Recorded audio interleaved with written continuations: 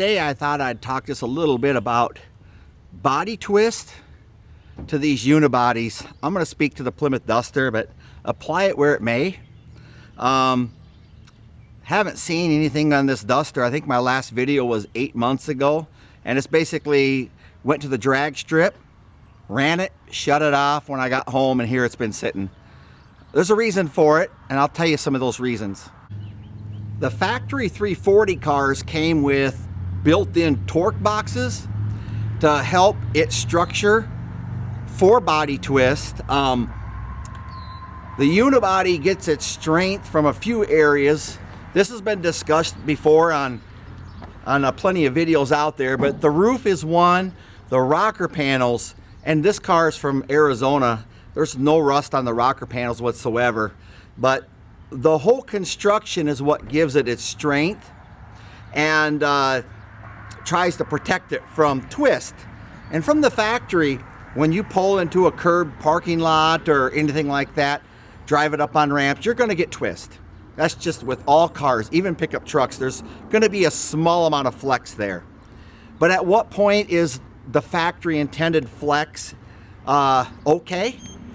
And when do you leave the factory intended flex and enter a point where you can actually do structural damage? And that's what I want to talk about today. I'm not a professional in this. I can only speak to the witnessing of the testimonies of others or what I've seen happen, and that's what I'm going to address on what can actually happen at a certain point.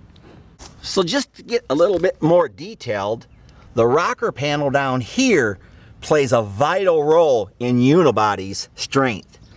And then it comes up here, is tied in with the roof, comes down the A-pillar, comes down here, and that's because there's just really a subframe that ends at each end and no frame in the middle. But it counts on all of this structure and your transmission tunnel. Anytime you take a flat piece of steel and you put a crease in here, a lot of people think this is only for design, but it's also for the structure. When you start bending and folding steel, it gets a lot tougher, stiffer. Another thing to consider is if you got a space saver Duster like this would have been the fold down back seat, which is out of here right now. You don't have the crossbars or the cross braces back there, and I haven't done any personal tests, but the rumor mill has it that these cars twist a little easier than a normal backseat Duster. So consider that. But once the body starts to flex, or twist I should say, a lot further than the factory ever had intended, people have popped their front windshields out, or in the very least run a big crack up here from body twist. And once that happens, then things start to happen really goofy, and oftentimes these cars don't rebound or come back from it.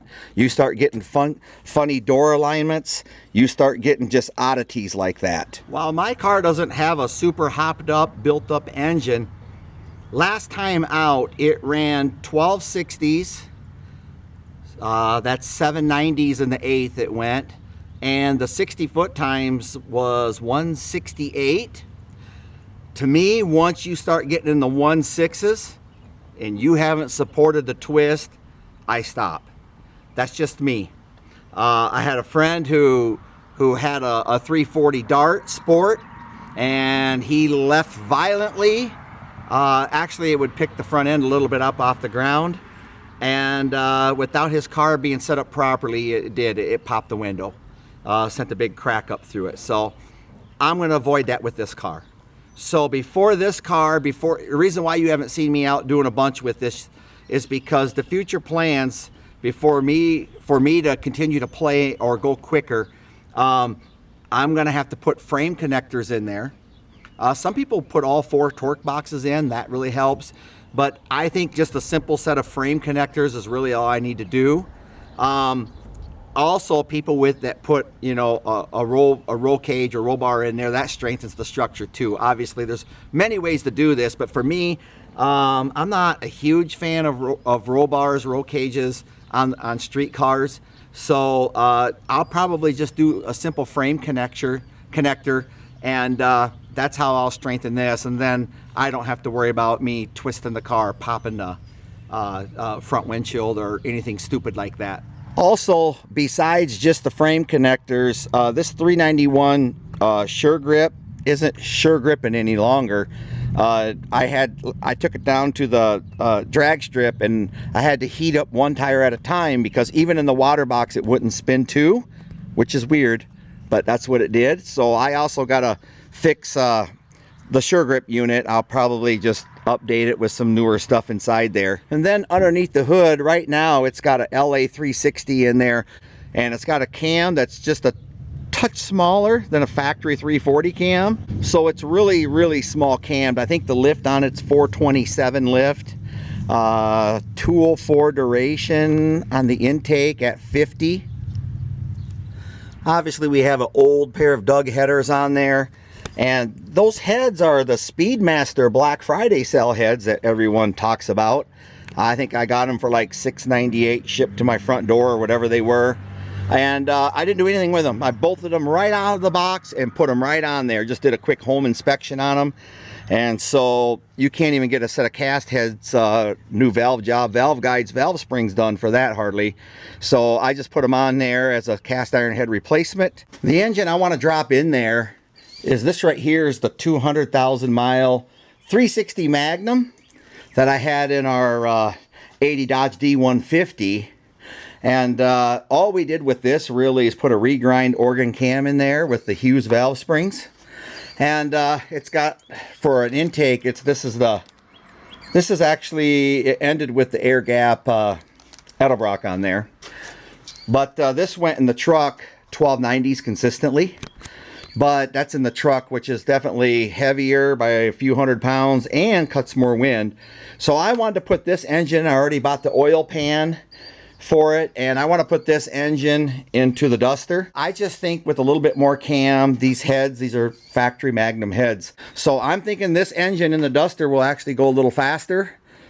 Well, we're on the topic, I might as well throw in there, the last thing too I got to deal with is this shifter. This has got a reverse manual valve body 904 in it, and so yeah, I have a hard time shifting it, not street driving, but when I race it, it's hard for me to pull in and hit the gear. So I got to decide what I'm going to do with it.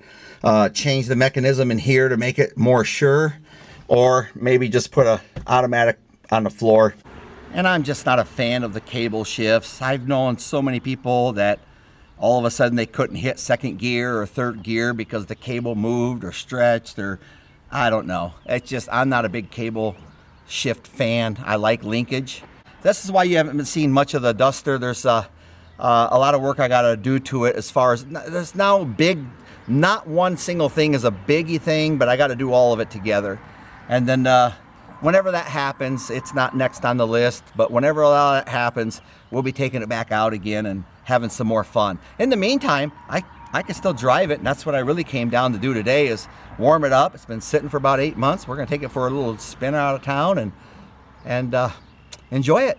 So I just wanted to inspire some thought to people who are messing around with these A-bodies or unibodies. How about that? Give this some thought.